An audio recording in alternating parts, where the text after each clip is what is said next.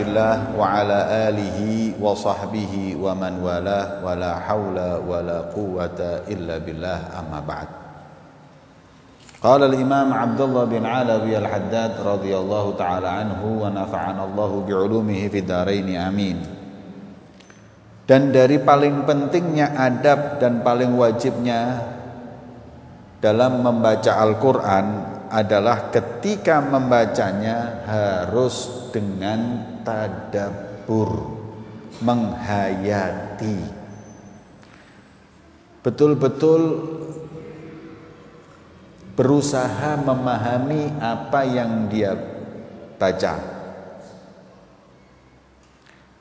Hatinya hadir, sebagaimana Allah berfirman, ini kitab yaitu Al-Quran kami turunkan untukmu penuh dengan berkah agar mereka itu mentadabburi Al-Quran, mentadabburi ayat-ayat Al-Quran, dan mereka itu setelah tadabbur adalah ingat.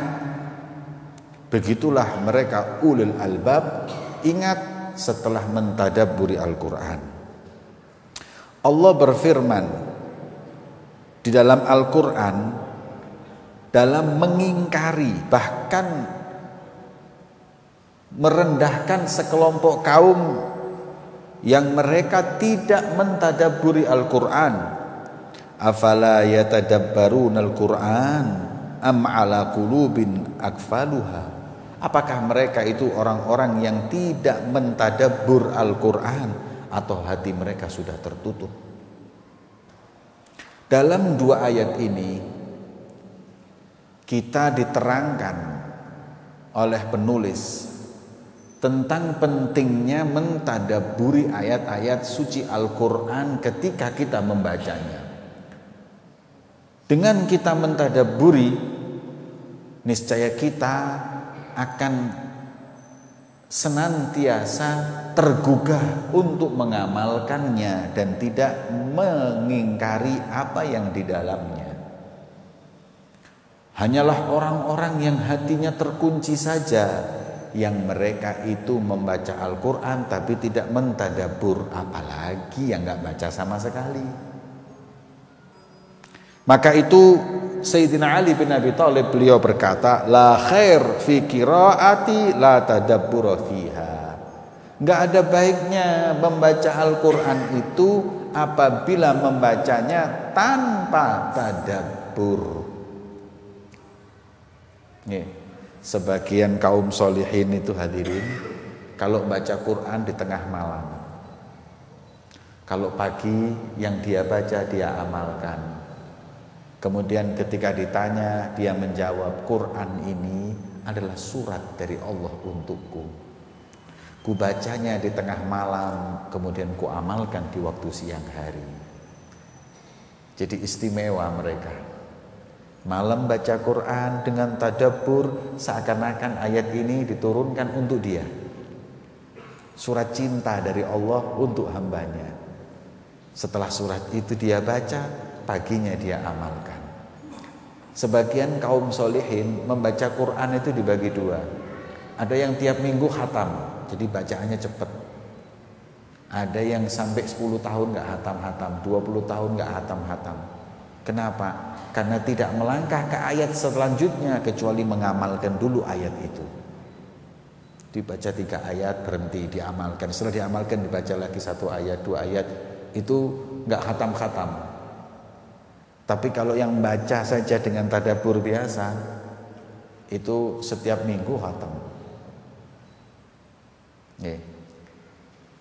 Ini kayak Al-Quran ini kayak surat cinta dari Allah buat hambanya. Di situ ada peringatan, di situ ada kabar-kabar gembira, di situ ada cerita. Yang kalau kita mentadabburinya dan menjadikan ayat itu seakan-akan diturunkan oleh Allah untuk dirinya, dia akan membawa atau mendapatkan banyak manfaat. Wa sadaq radhiyallahu anhu, fa innal Qur'an innama anzal liyutadabbar wa bitadabbur yufhamul murad minhu.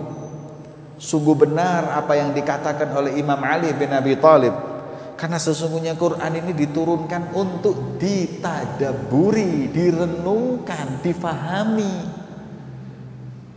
Wa bitadabbur yufhamul murad. Dengan kita membacanya merenung, membaca dengan seksama hadir hati, niscaya kita akan faham apa yang diingini Allah untuk hambanya. Wa yutawassal ilal ilmi wal amal bima fihi. Kalau dia faham, dia ngerti. Kalau kau ngerti, dia amalkan. Wa hadza huwal maksud. Dan inilah intinya kita membaca Al-Quran. Wa bi inzalihi wa bi'tsati Rasul sallallahu alaihi wasallam. Bihi, dia akan faham untuk inilah Quran diturunkan, dan untuk inilah Nabi diutus kepada kita, beliau baginda Muhammad sallallahu alaihi wasallam. Hadirin, kita ini harus melihat namanya i'jaz. I'jaz itu sesuatu yang khariqul adah, yang luar biasa, yang membuat kita takjub agar kita semakin yakin. Seorang nabi minta kepada Allah, ya Rabb, ya Allah, arini kaifa tuhyil mautah. Ya Allah, tunjukkanlah kepadaku bagaimana kau menghidupkan makhluk yang sudah mati. Katanya Allah, afalam tu'min? Loh, kau enggak beriman kepadaku? Qala bala, aku beriman, liyatma'inna qalbi. Tapi aku ingin semakin mantap ini hati, semakin kokoh ini iman ketika aku melihat kebesaran. Maka di ayat itu disebutkan, disuruh mengambil burung, dipotong-potong, diletakkan berjauhan, oleh Allah dikembalikan lagi, hidup lagi. Semakin yakin seorang nabi dengan hal itu. Nah, dari semua nabi, mukjizatnya yang paling istimewa Nabi Muhammad. Karena setiap nabi itu mukjizatnya ketika meninggal selesai. Nabi Musa meninggal dunia, mana tongkatnya? Kamu. Mana? Nabi Musa kelebihannya nggak ada, suaranya yang indah, kekuatan nggak ada, sudah meninggal, sudah selesai. Nabi Nuh, mana kapalnya? Nih, sengkaling ya. Mana kapalnya Nabi Nuh? Nggak ada. Yang nyelamatin Abul Bashar tadi, menyelamatin orang sedunia. Mana kapalnya? Nggak ada.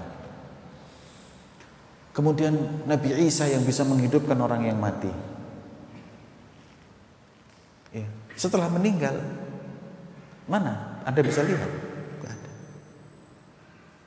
Semua mukjizat Nabi itu meninggal sudah selesai. Ya.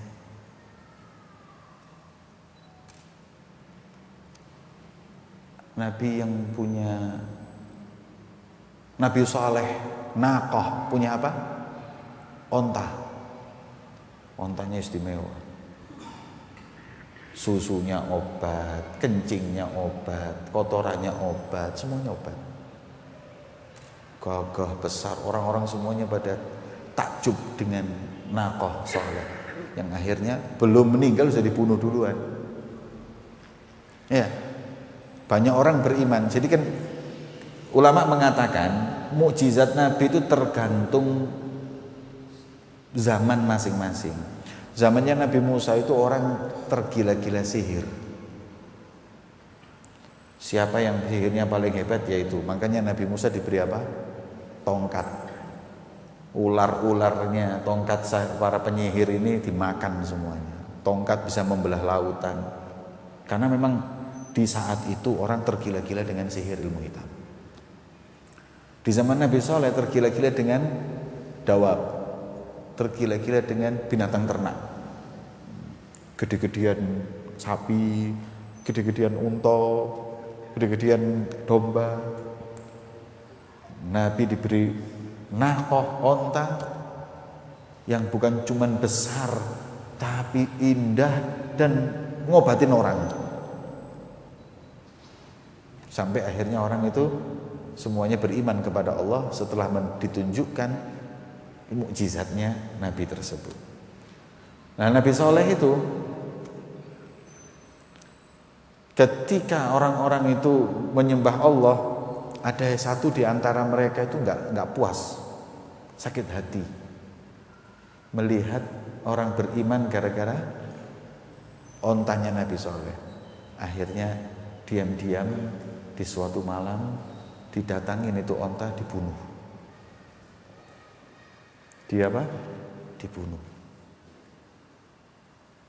Nah, yang membunuh ontanya Nabi Soleh itu disebut oleh Rasulullah dengan sebutan Ashqal Awwalin. Ashqal Awwalin. Apa artinya Ashqal Awwalin? Paling celakanya orang zaman dulu. Nek rodok kasare didik, paling bejate wong biyen. Paling celaka dan buruknya orang dulu qatil naqa Saleh, yang membunuh ontanya Nabi Saleh. Kata Nabi Muhammad, wa ashqal akhirin. Adapun nanti paling celakanya orang akhir zaman. Kalau orang dulu paling celaka yang bunuh ontanya Nabi Saleh.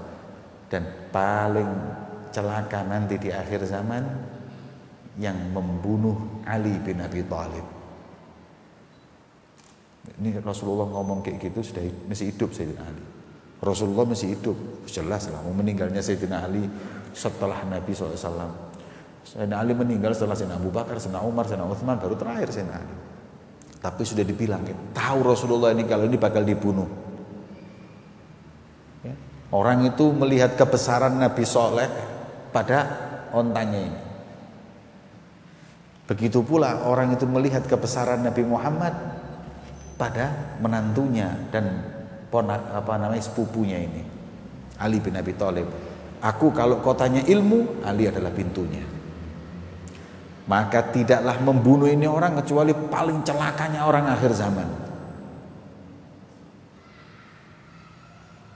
Dan akhirnya dibunuhlah Sayyidina Ali oleh seorang yang bernama Abdurrahman bin Muljam. Kapan bunuhnya? Pas sholat subuh. Jadi yang mau dibunuh, jadi konflik itu terjadi antara Sayyidina Ali dengan Muawiyah. Muawiyah ingin merebut khilafahnya Sayyidina Ali. Ya. Ada pihak tengah namanya Khawarij, nggak berdiri bersama Sayyidina Ali, nggak berdiri dengan Muawiyah radhiyallahu taala anhuma, sama-sama sahabat, sama-sama ijtihad. Sayyidina Ali dan Muawiyah ini akhirnya sepakat ingin dibunuh sama Khawarij. Wis kon sing mateni Ali, aku sing mateni Muawiyah. Ayo dipateni kabeh wis. Ya. Abdurrahman bin Muljam berhasil membunuh waktu sholat subuh. Rasulullah Sayyidina Ali ketika itu sholat, langsung dibawa pedangnya, dipenggal, mati, meninggal Sayyidina Ali bin Abi Thalib. Muawiyah ketika keluar dari masjid setelah sholat subuh, mau dibunuh juga, tapi dia ketika itu karena dalam keadaan nggak sholat bisa menghalau usaha orang yang ingin membunuhnya tersebut, hingga akhirnya nggak mati Muawiyah. Yang meninggal Sayyidina Ali, kemudian khilafah diteruskan anaknya Sayyidina Hasan. Ya, 2 tahun selesailah sudah khilafah tersebut. Kemudian itulah yang membunuh, namanya Abdurrahman bin Muljam, adalah paling hinanya orang akhir zaman. Lah ini paling hinanya orang akhir zaman ini namanya Abdurrahman bin Muljam. Nah. Kemudian hadirin yang dimuliakan oleh Allah, saya pernah membaca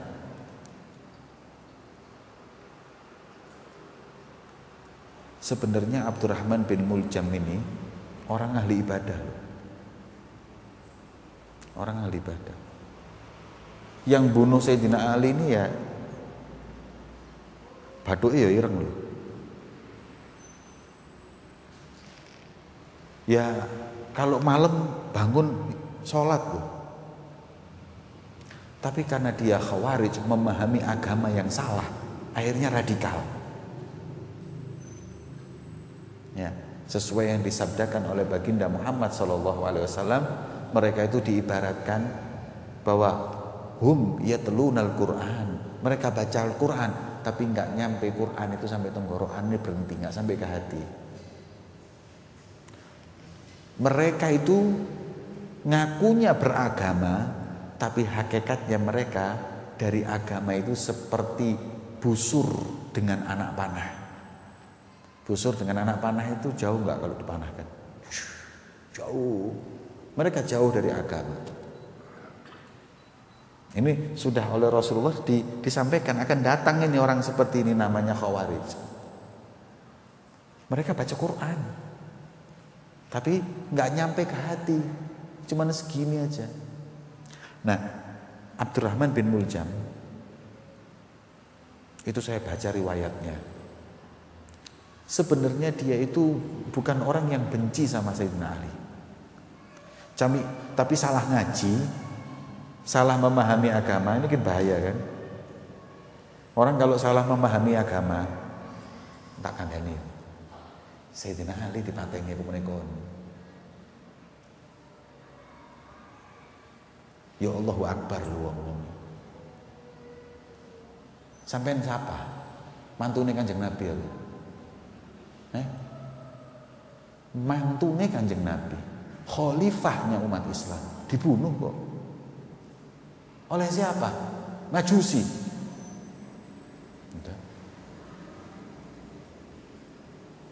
Nasrani, Muslim, bangun malam, ahli baca Quran. Tapi mereka tidak benar memahami agama. Makanya ngaji sing hati-hati. Kalau kita ngaji salah guru, ya ngono iku.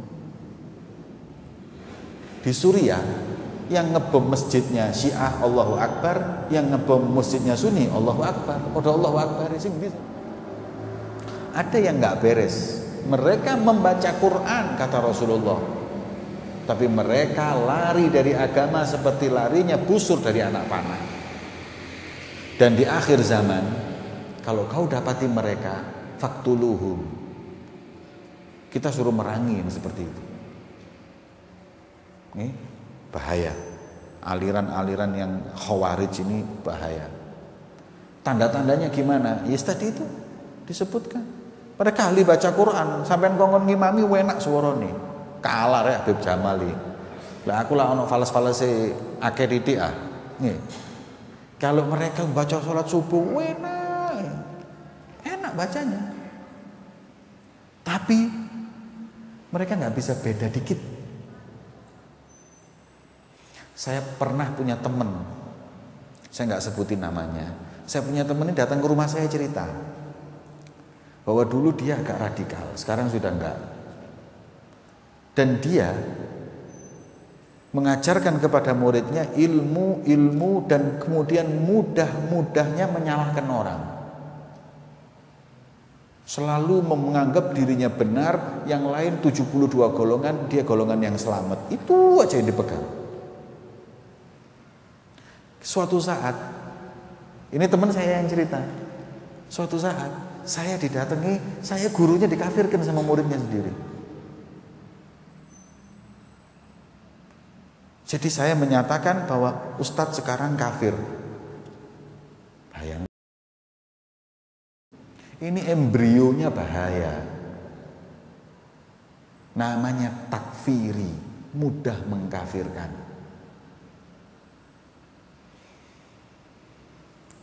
Berapa tahun kemudian murid saya yang mengkafirkan saya itu datang lagi ke rumah. Apa maneh rek ati dilaknat ta wingi wis dikafir saiki tinggal tambah apa sih kurang apa fatwa iki. Tahu enggak apa yang terjadi, Beb? Enggak tahu. Maaf Ustaz, fatwa saya yang dulu menyatakan sampean kafir, saya tarik.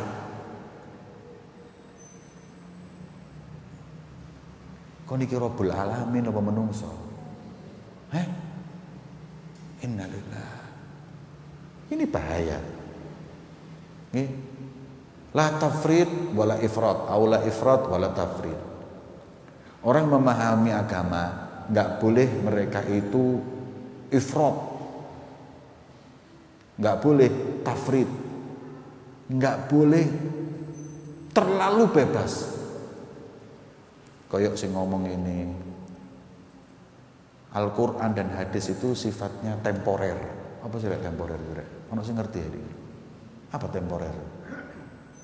Gak lo. Kon S1 gak ada temporer kok. Nyogok kon jasamu. Apa temporer? Sementara. Sesaat. Jadi Quran dan hadis itu buat zaman Nabi. Kita beda.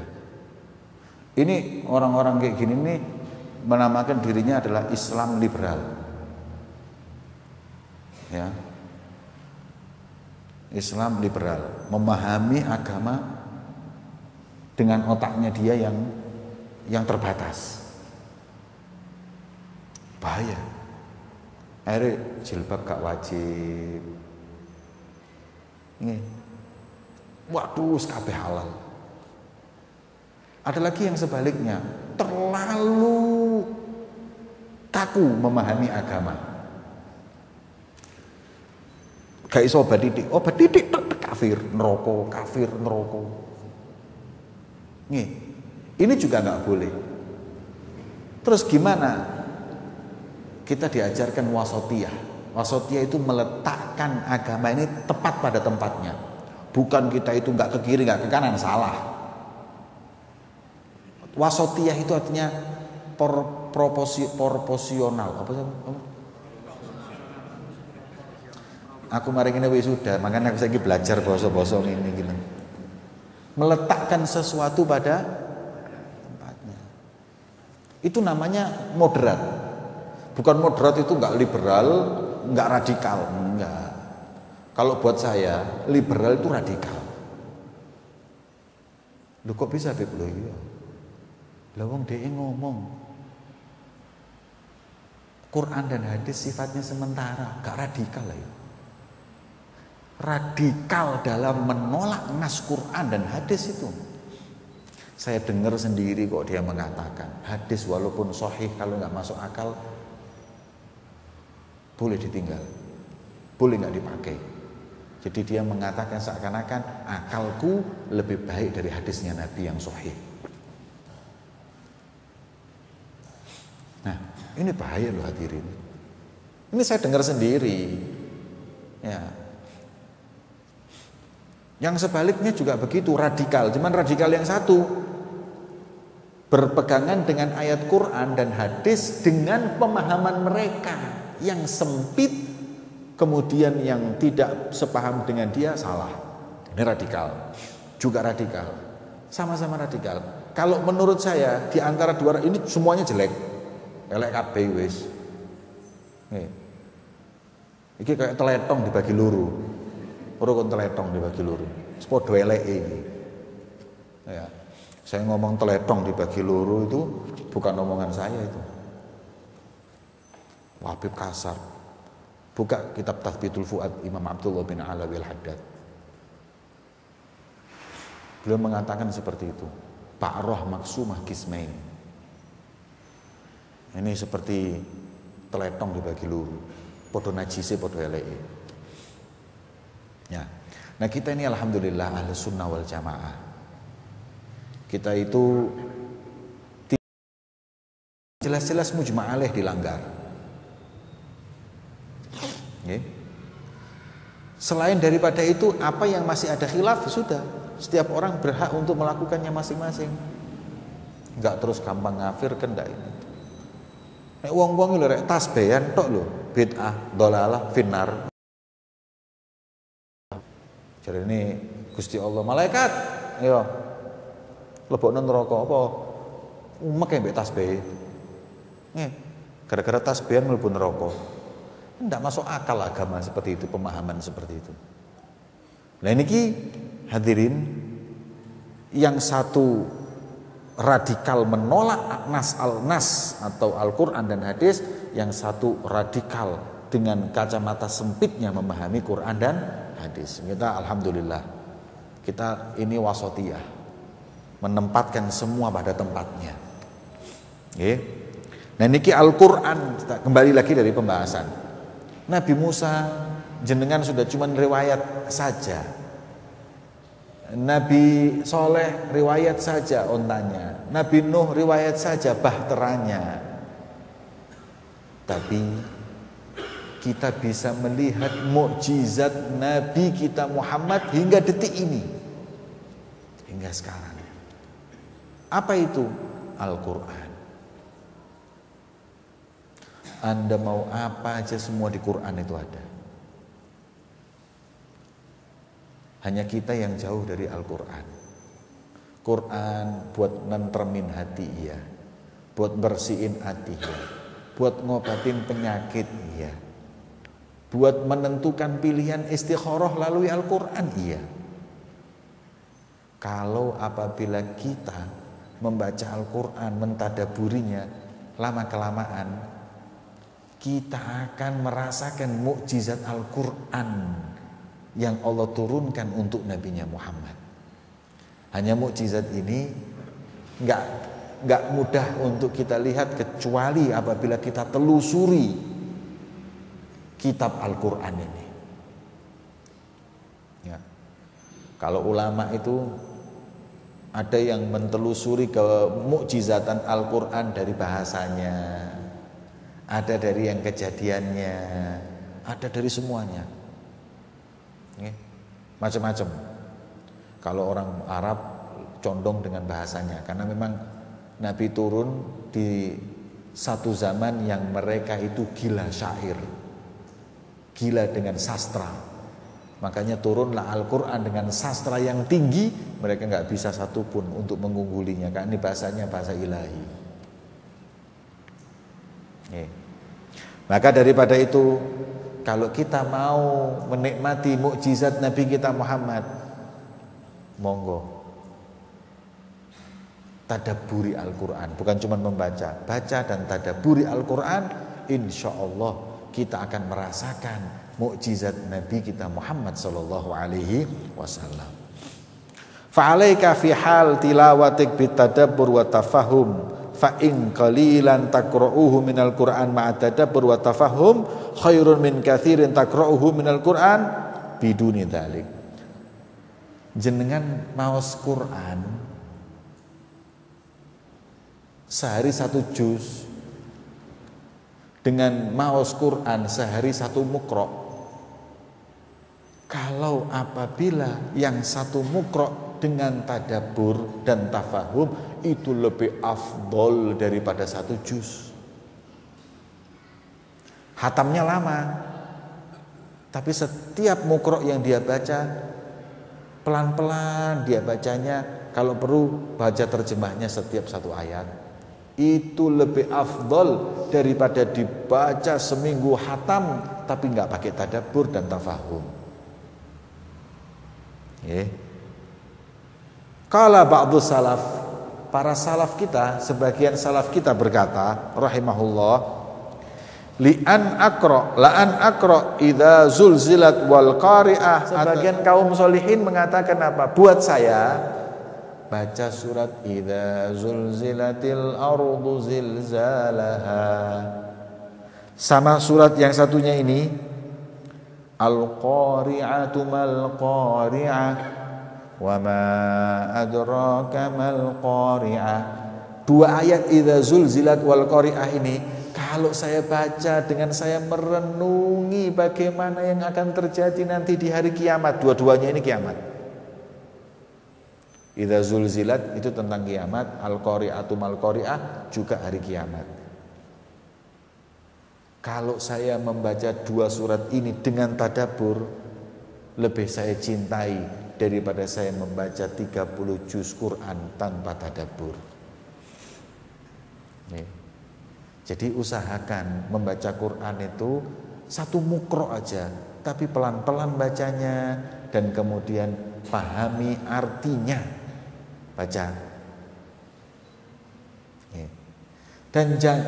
Dan sempurnanya Quran kalau dibacanya dengan tajwid, tapi panjenengan jangan sibuk tajwid, akhirnya enggak tadabbur. Mana yang lebih afdol? Dua-duanya, sak tajwidnya sak tadabbure. Tapi kalau tidak, tajwidnya pas-pasan, yang penting tadabbur. Jangan tajwid tapi enggak tadabbur. Qul a'udzu birabbil falaq.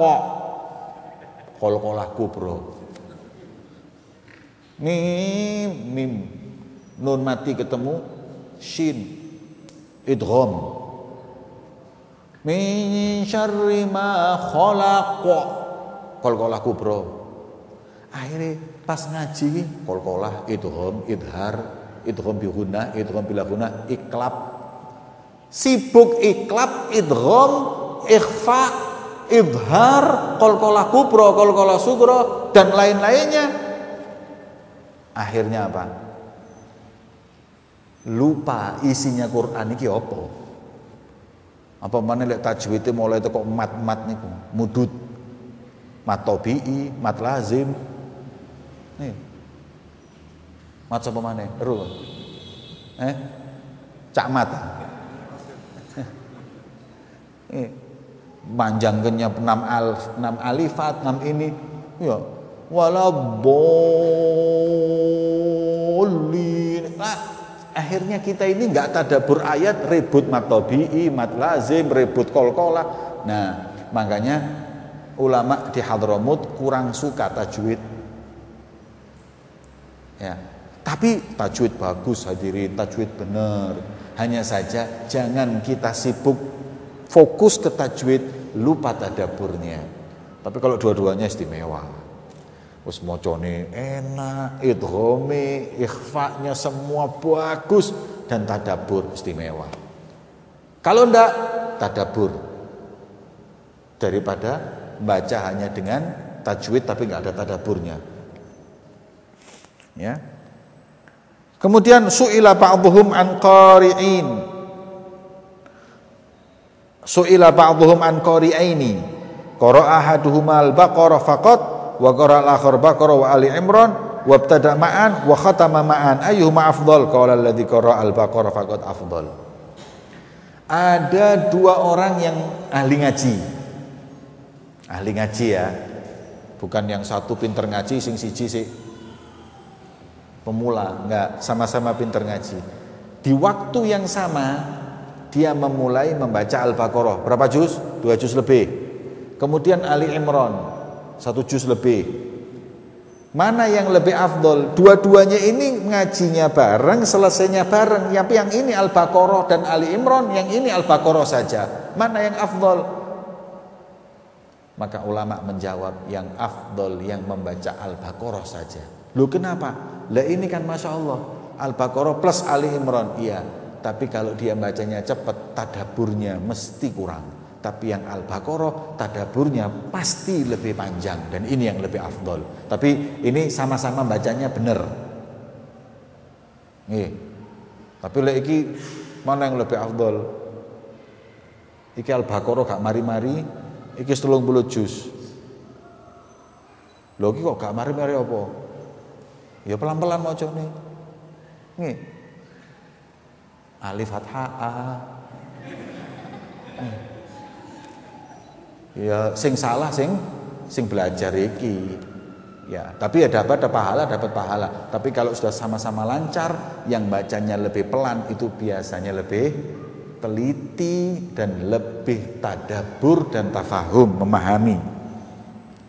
Qultu inna masara hadzal ladzi qara'a al-Baqarah aktsar fadlan ma'an al-akhar qara'a mithlahu nahwan min marratain likauni qari'il Baqarah kana aktsar tadabburan tartilan dalla ala dzalik istighraquhu bi qira'atiha dzalikal waqt alladzi qara'a fihi al-akhar al-Baqarah wa Ali Imran. Nek ganjaran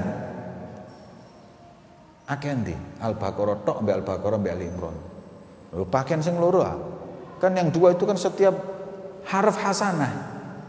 Cuma dia dapatnya pahala besar karena istighraqihi, tenggelamnya dia dalam mentadabbur dan mentafahum sampai membayangkan bagaimana ayat ini diturunkan dan lain-lain. Itulah sebabnya. Maka lebih afdol. Tapi kalau menurut fikih, mana yang lebih afdol? Ya yang dua lah. Karena hasanahnya lebih banyak, berapa huruf yang dia baca. Nih, tapi kalau belajar tasawuf, yang Al-Baqarah saja dengan istighraq itu lebih afdol. Istighraq itu apa sih hadirin? Istighraq itu kayak orang tenggelam di laut. Maknanya orang baca Quran kayak tenggelam, sudah gak ngereken wong. Tenggelam dalam lautan ayat-ayat Al-Qur'an. Nggih. Iku ayat-ayat Al-Qur'an. Faqad tabayyana laka anna tadabbur wa tafahum wal maqsud. Maka Anda mesti faham. Berarti baca Quran itu intinya ya di tafahumnya, di tadabburnya, ini baca Quran. Walladzi alaihil muawwal fi hali tilawah lil Qur'anil Karim. Sandaran utama, umdah. Nggih. I'timad. Apa i'timad itu? Intilah, inti utama daripada Al-Qur'an yang di situ kita bersandar adalah tadabburnya. Fa'alaika bihi rahimakallah. Maka upayakanlah baca Quran itu dengan tadabbur. Imam Hasan Al-Basri beliau berkata, "Inna man kana qablakum ra'au hadzal Qur'an rasail ilaihi min rabbihim fakanu yatadabbuna bil lail wa yunaffidunaha bin nahar." Ini tadi saya sebutkan, yang saya ceritakan di awal tadi, perkataan Imam Hasan Basri. Kami dulu mengalami sekelompok kaum yang mana kaum tersebut menjadikan Quran seperti ayat-ayat surat dari Allah untuk dirinya. Mereka tadabbur di tengah malam, paginya melaksanakan perintah surat yang dia baca di waktu malam hari tersebut. Dan ini pentingnya kita mentadabburi Al-Quran. Monggo hadirin dicoba. Kan sekarang ini terjemahan Al-Quran itu belum tentu benar, tapi lebih afdol ada terjemahan itu daripada nggak sama sekali kita paham. Memang Quran itu nggak bisa diterjemahkan, ditafsirkan. Terjemahan Quran itu nggak ada terjemah, nggak mungkin bisa. Tafsir Al-Quran itu artinya menafsirkan ayat paling dekat, karena yang namanya ayat Quran itu ada dua. Ada ayat-ayat yang shorihah. Shorihah itu jelas, terang, gamblang, tidak mungkin ada khilaf. Kayak pengharaman, khomer, zina, riba, ini semuanya jelas.